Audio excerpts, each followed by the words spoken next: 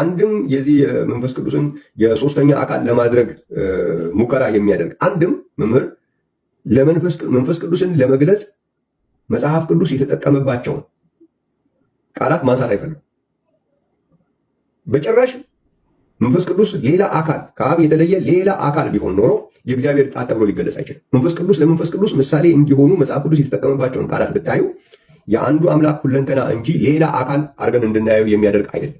ነው የሚባልበት ሁኔታ ካለ ያንን ሞክረው ማሳየት ይኖርባቸዋል። ለምሳሌ መንፈስ ቅዱስን የእግዚአብሔር ጣት ብሎታል። ጣት አካል አይደለም፣ ራሱን የቻለ ሌላ አካል አይደለም።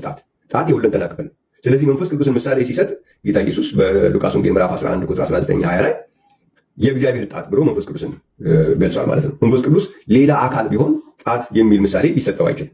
ጣት አንድ ራሱን የቻለ ሌላ አካል አይደለም። ስለዚህ አንድ ከአብ የተለየ ሌላ አካል ነው ተብሎ የሚታሰብን መንፈስ ቅዱስን ያውም ከአብ እኩል የሆነ ስልጣን ያለው ሌላ አካል በአምላክነት እኩል የሆነ ሌላ አካል ነው የተባለ ምሳሌ የተሰጠው ግን የእግዚአብሔር ጣት ተብሎ የተሰጠ። በሕዝቅኤል መጽሐፍ ላይ ደግሞ አሁንም መንፈስ ቅዱስን የእግዚአብሔር እጅ ብሎ ይገልጸዋል። እጅ አሁን በእኛ በፍጥረታዊ ሰው እጅ የሚባለው እንግዲህ መጽሐፍ ቅዱስ ኮሚኒኬት የሚያደርገው ከሰዎች ጋር ስለሆነ እጅ የሁለንተና ክፍል እንጂ ራሱን የቻለ ሌላ ሁለንተናውን ከሁለንተናው ጋር እኩል የሆነ ሌላ አካል እጅ የሚባል አካል የለም። ስለዚህ ለመንፈስ ቅዱስ ምሳሌነት የቀረበው ሁለተኛውን ነገር የምናየው እጅ የሚል። በሶስተኛ ደረጃ ሁሉን የሚችል የአምላክ እስትንፋስ ተብሎ ተገልጿል። ኢዮብ 33:4 ላይ ማየት ይቻላል።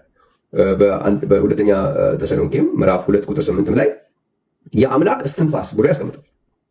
እስትንፋስ የሁለንተና ክፍል እንጂ ራሱን የቻለ እስትንፋስ የሚባል ሌላ አካል የለም። ስለዚህ እያንዳንዱ አንድ አይደለም፣ ሁለት አይደለም፣ ሶስት አይደለም፣ በጣም በርካታ መንፈስ ቅዱስን ለመግለጽ መጽሐፍ ቅዱስ የተጠቀመባቸው ቃላቶች መንፈስ ቅዱስን ሌላ አካል እንድናደርግ የሚጋብዙ አይደሉም። ነው ከተባለ እነዚህ ነገሮች እንዴት ራሳቸውን የቻሉ ሌላ አካል ሊሆኑ እንደሚችሉ ማስረጃ ማቅረብ ያስፈልጋል። እጅ የሚባል ሌላ አካል ከዋናው እጅ ካለበት አካል ሌላ አካል፣ ጣት የሚባል ሌላ አካል እንዴት አድርጎ ሊመጣ እንደሚችል ማስረዳት አለባቸው። እስትንፋስ የሚባል ሌላ አካል እንዴት ማድረግ እንዳለባቸው ይህ ማስረዳት አለባቸው።